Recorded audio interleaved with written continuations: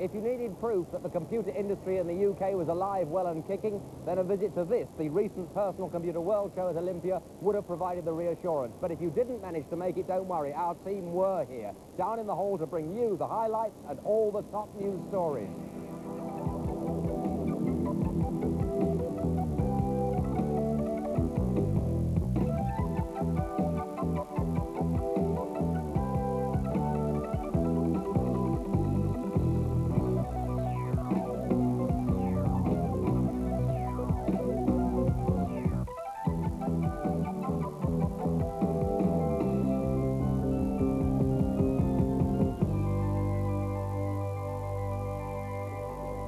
If you've been recording our VisiCode transmissions, the next one is in about 5 minutes' time, and please note that the position of the dot on the screen has changed.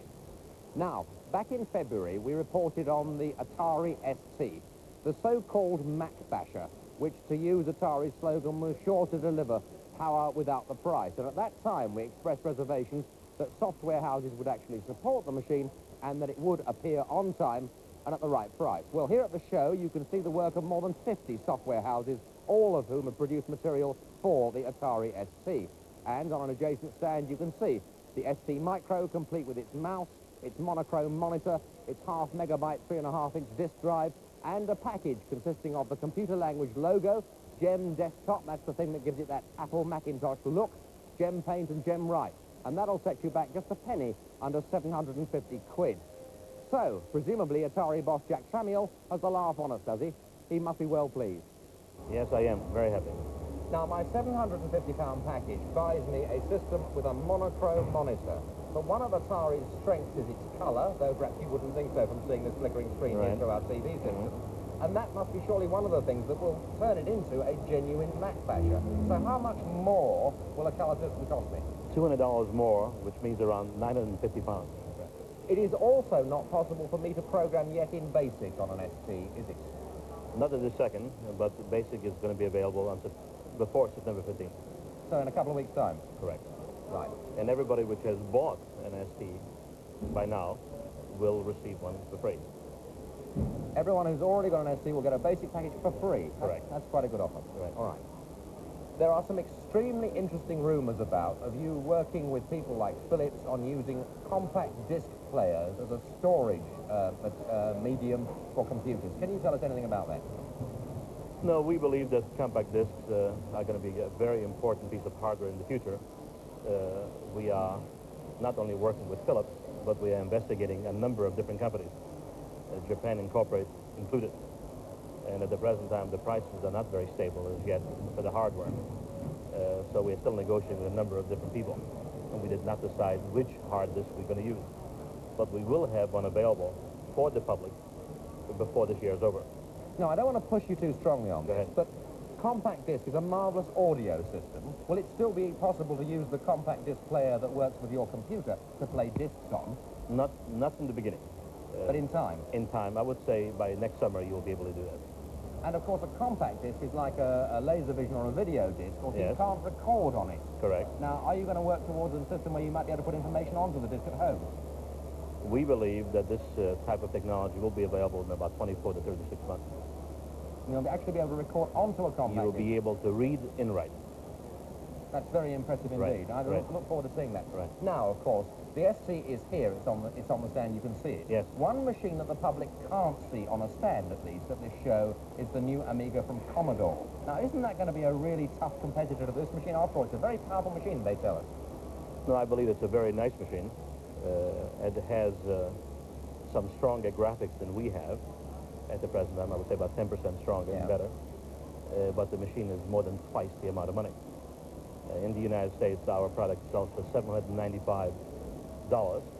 There, the same configuration sells for $1795. So as far as we are still selling products for the masses, it seems other companies only produce products for the classes. That's a real Tramiel quote, isn't it? You don't feel, Jack, do you, that in general terms, that there are just too many computers about now? You haven't hit the market at the wrong time. No, I don't feel it at all. I believe that there's too few computers around. We are the only ones, right, offering a high-technology 16-bit computer today at the price. The other one which you mentioned is Amiga, which is twice the price. There is nothing else around in this category. We are dealing with the most sophisticated, intellectual group of people which like to buy the best. They know what they want. The problem with the industry is that they are always offering them products which they have in their warehouse, not the technology which is available, which they would like to buy. We have introduced the ST in the United States on July 8th. We are selling everything we make. It was the best launch I had in the history in the computer business.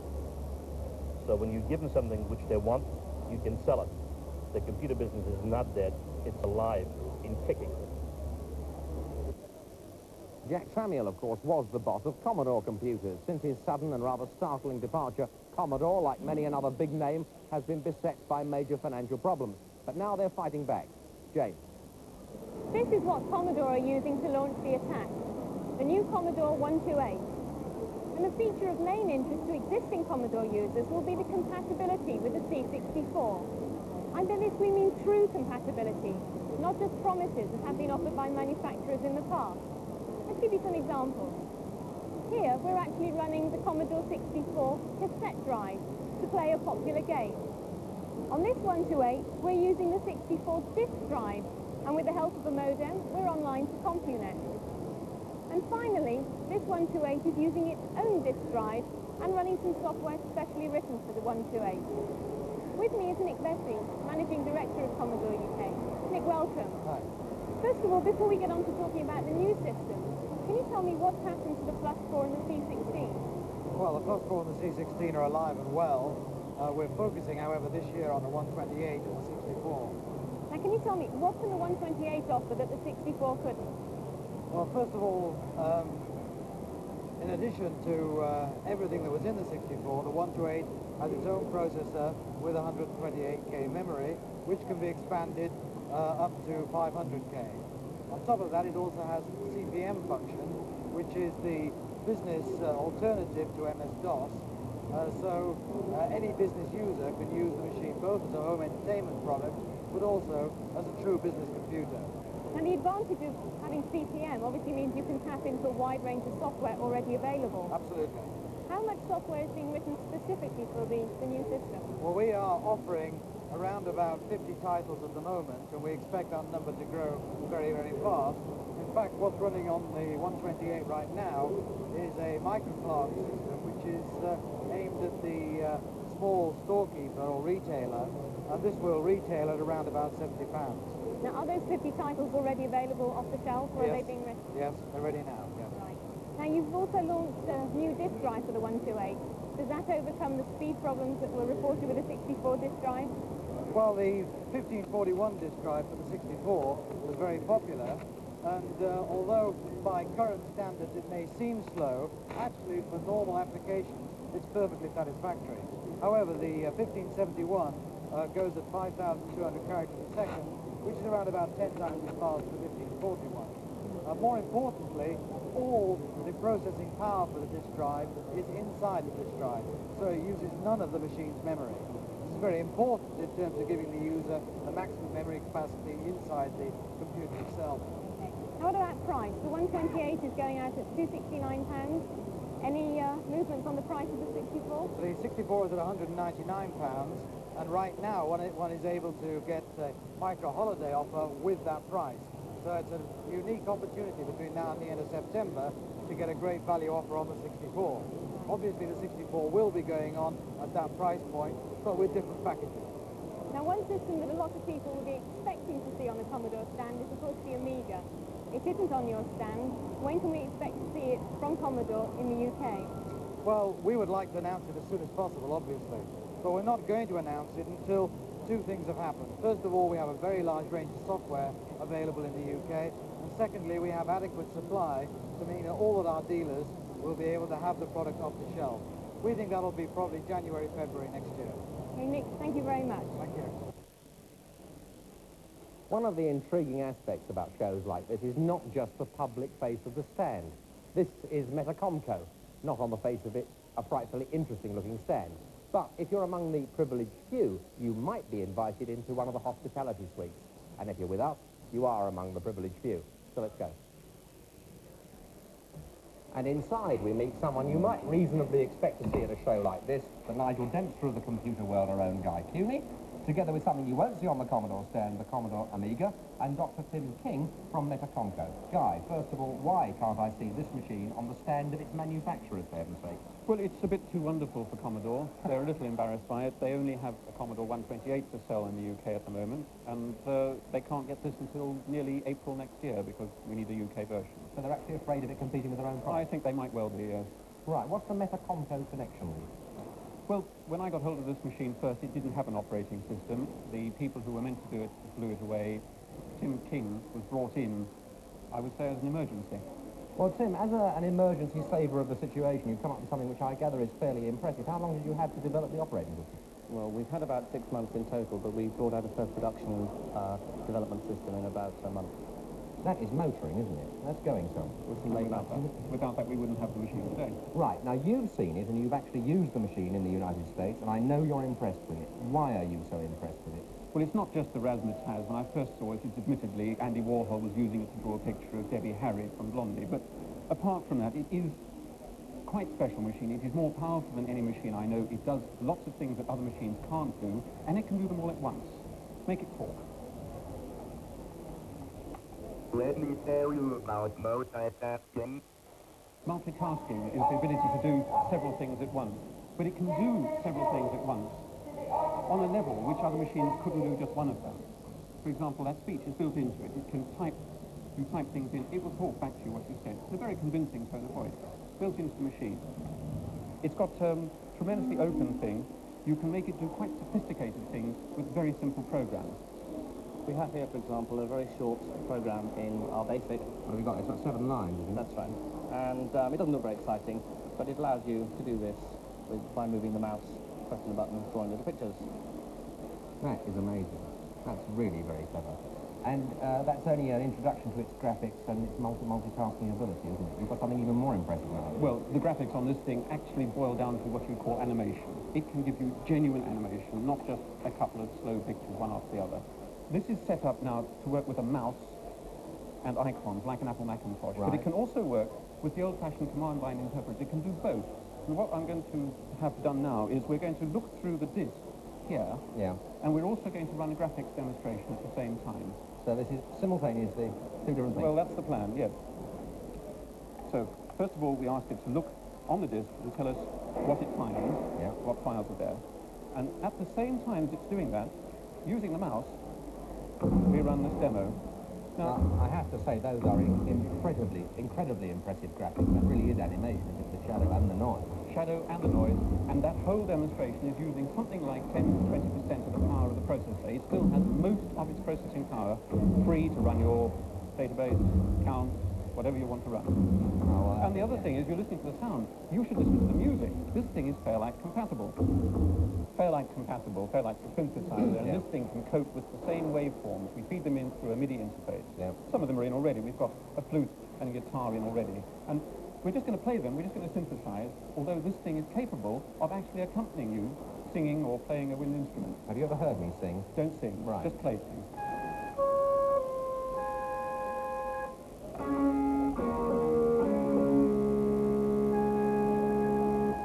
If you were a musician, you'd really be impressed. Well, it was a good note to end on. Thank you. Everyone is talking about the Amiga, but very few people will actually get to see it here.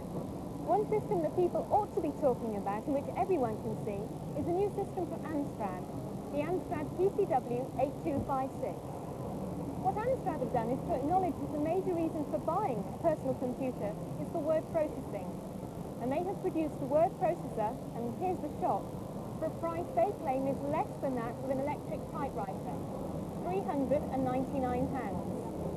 With me is Alan Sugar, chairman of Amstrad. Alan, one wonders whether you can actually make a profit at that price, but can you tell us exactly what you get for £399? Well, what you get is basically what you see here, which is the keyboard, the monitor with the disk drive, and the printer, and of course the software and the CPM operating system. Now, is the 8256 just a word processor, or does it have other capabilities? No, it's a CPM computer, and for example, we see it running a spreadsheet there, and this is a famous spreadsheet, SuperCalc 2, and obviously any of the other 8,000 CPM programs that are available throughout the world. Now, coming back to the use of the word processor, you're selling the system with a dot matrix printer. Don't you feel that people who really want a word processor are going to require letter quality printing? Well, we offer letter quality printing. This document here demonstrates clearly every single configuration of printing that the machine does. It's much more versatile than a daisy-wheel printer, in as much as you can have this miniature typing, bold typing, expanded, smaller typing, letter quality style, italics, and I think really, I'm sure everybody who's seen it so far must agree that one would need perhaps a magnifying glass to really differentiate between this and what people call daisy-wheel printing.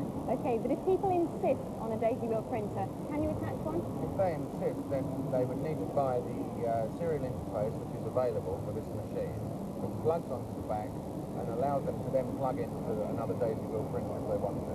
And how much extra would that cost? That's about £70 serial interface. Okay. When can we expect to see the 8256 on the market, and where? We'll be in the stores at the end of September, early October. Right. Now, leaving this system aside, you've also launched a new system, the 6128. That's right. Has that completely replaced the 664? Yes, indeed. So we will not be selling 664 anymore? No, that's right. Now, are you going to offer any kind of trade-in for people who purchased the 664? Because it's only been on the market for a few months, so they can upgrade to 6128? No, not really. Don't you feel that with people who've given a loyalty to Amstrad, that they really deserve better than just having all the system that is now no longer going to be supported? Well, I don't know what you mean by not supported. Why is it not supported? Well, there'll be no further developments from Amstrad on that particular system.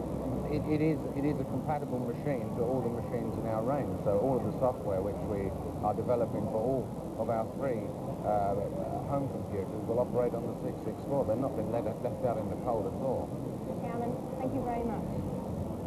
Once again, the choice is up to you, the consumer, as to which system you purchase.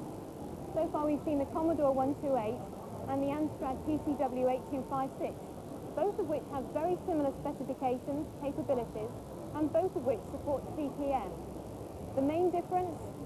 One system is almost half the price of the other.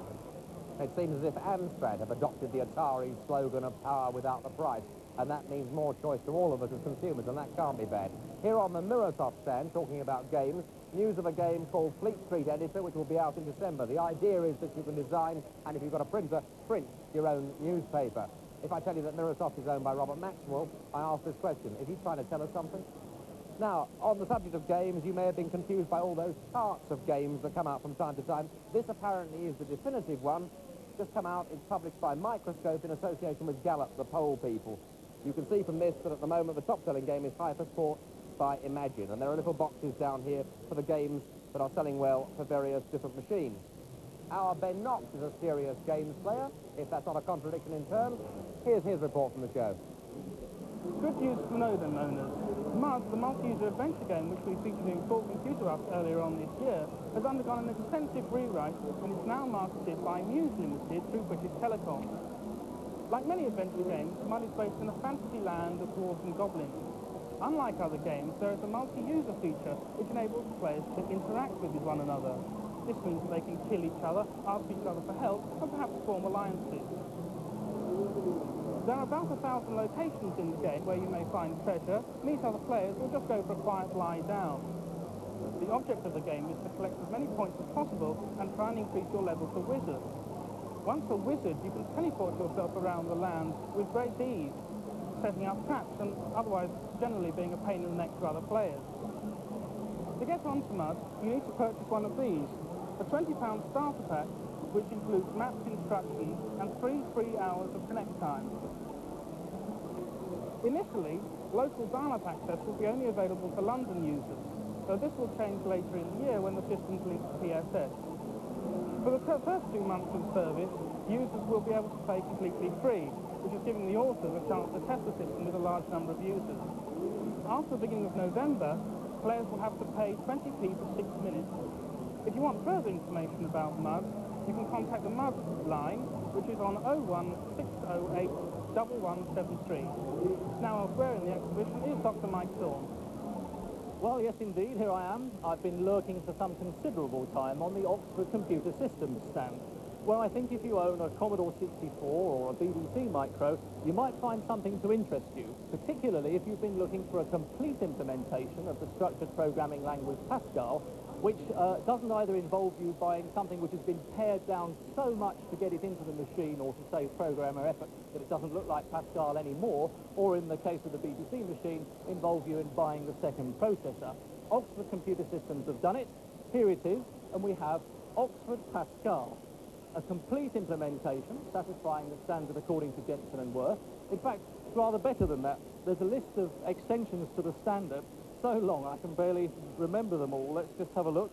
Dynamic specification of file names, input strings, hexadecimal numbers and hex IO, bit manipulation, machine language interface. The list goes on. What they've also done is to bring the sound and graphics capabilities of the respective machines up into the Pascal. Let's just take a look at a program I've got in here now. Type list, nice and familiar. To look at the program, there it is. And I think now you can see paper 10, ink 3, plot, high res, the graphics brought up into the Pascal. Let's just run the program so that you can see what it does. Do that by typing R to begin the compiling. Again, some sort of familiar feel to it. And indeed, that is the whole philosophy. Just while that's compiling, I've got time to tell you that the editor that you use to put in your Pascal program looks and feels just like the basic editor that you use on the machine in question, Commodore 64 or BBC. So you don't have to learn a new editor. Now, the manual's well written. If you can't get on with the manual, there's also a super book going with it that's written by Ian Sinclair. I hope this isn't a pen name for Uncle Clive, desperate for a few extra bob. Anyway, nicely written book, specifically designed to work with the system. All this from Oxford Computer Systems Limited, and at the head of that, Managing Director, Alan Jones. Alan, congratulations on the system. Thank you very much. What else have you got in the pipeline? We have plans for Oxford Pascal on the Atari, the Commodore 128, and the Amstrad machine. We also have an Ethernet version of the Oxford Pascal as it now stands. Now then, what everyone wants to know, and I've deliberately kept to the last minute, it's a full implementation. Does that mean you have to pay a lot for it? What's the asking price normally? Normally it's $49.95. For both machines? For both machines. Yeah. And today you can buy Oxford Pascal for the BBC at £40 and for the Commodore at $35. I see. So in fact, those people who've made the trip down here could probably even save their rail fare if they come and buy the Pascal from you today. Quite, really. Right. Well, once again, congratulations on it. It's nice to see a full implementation. Thank you. Thank you. If you're a regular database viewer, then you may well have tried to do the VisiCode competition we had running in the last series. If you're still wondering what the answer is, Stonehenge to you. But with me, I have some of the winners who are now Micronet subscribers. Congratulations, everybody. I'm sure you'll agree the competition wasn't that easy, was it? It's nice also to see a female in the pack. What made you try the VisiCode competition? Well, my husband used VisiCode on his computer, and I just cracked the clues. You supplied the brains, as it were. Something like that, yeah. Well, congratulations again. You'll be pleased to know we'll have some interesting developments on VisiCode in the next few months. In the meantime, let's give Tony the last word. Well, I reckon the first prize for innovation here at the show goes to Seiko, the Japanese watch people, for the introduction of this thing, the RC1000, which basically is a quartz multi-function computer terminal that you wear on your wrist. And it can hold a great deal of information. For instance, this one's got on it a reminder of an anniversary, a squash booking, meet the girlfriend, a reminder of an award ceremony coming up, all kinds of other good things. You download the information from a range of computers, ranging from the BBC Micro, the Exxon, the Apple II, right down to the Sinclair Spectrum, through this little gizmo here, which connects up to the RS-232 port, and you just put it straight into the wrist terminal. And what have you got when you've done it? Well, you have got a glamorous executive toy, that's true, but it has some real uses as well. Consider, for instance, if you were a travelling salesman handling a range of products, all with differing prices. Well, what better way than to keep that price list here on the wrist, so you can conclude the deal with the client there and then. What's more, you could even download that price list online into your own computer at home and then onto the wrist terminal. Or look at it another way. Supposing you were unfortunate enough to have to take various medications, lots of pills at lots of different times. Well, you can remind yourself when to take them here on the watch. It's also got an alarm facility to remind you of really important things, like watching database, and I am assured it does tell you the time. But I haven't discovered how that works. Anyway, there we are, the RC1000 wrist terminal. Quite a thing. As Jane said, this is the last in the present series of database. We hope to be back with you very soon. We hope you've enjoyed this trip to the Personal Computer World Show. But now, let's use the terminal to run the end credits.